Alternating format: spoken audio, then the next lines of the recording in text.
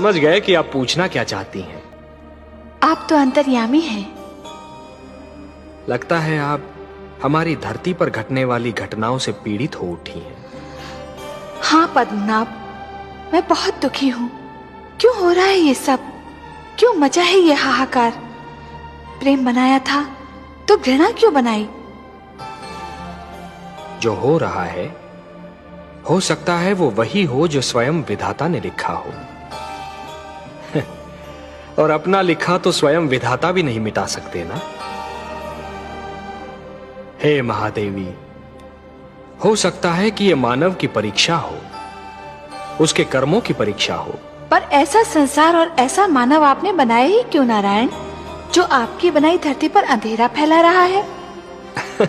तो आप क्या चाहती थीं कि हम केवल दिन बनाते और रात्रि न बनाते? फिर मानव को अंधेरे उजाले का अंतर कैसे जान पड़ता? विष न होता तो अमृत की महत्ता कैसे जानी जाती? पुष्प के साथ कांटे न होते तो पुष्प के सौंदर्य को कौन जान सकता? पतझड़ न आती तो वसंत ऋतु इतनी सुहानी कैसे लगती?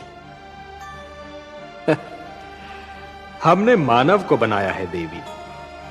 मानव इतिहास को बनाने का कार्य हमने अपने हाथों में नहीं रखा, वो तो उसी पर छोड़ दिया है। अभी तो उसे अपनी शक्ति का आभास हुआ है। इसी से उसे न्याय अन्याय, सत्य असत्य, धर्म अधर्म और पाप और पुण्य की जानकारी भी होगी। हमने बुद्धि दी है मानव को, विवेक दिया है उसे। और यदि मानव ने विवेक से कार्य नहीं किया तो? यदि धरती पर रात्रि इसी प्रकार दिन को निगलती रही तो?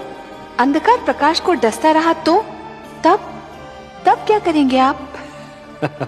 चिंता मत कीजिए देवी। यदि असत्य और अधर्म अपनी सीमा को पार कर गए, यदि धर्म की हानि होने लगी, तो हम स्वयं धरती पर जाएंगे। हम वचनबद्ध हैं। परित्राणाय साधूनाम विनाशाय च दुष्कृताम धर्म संस्थापनार्थाय संभवामि युगे युगे। अपनी लीला तो आप ही स्वयं जानते हैं पद्मनाभ।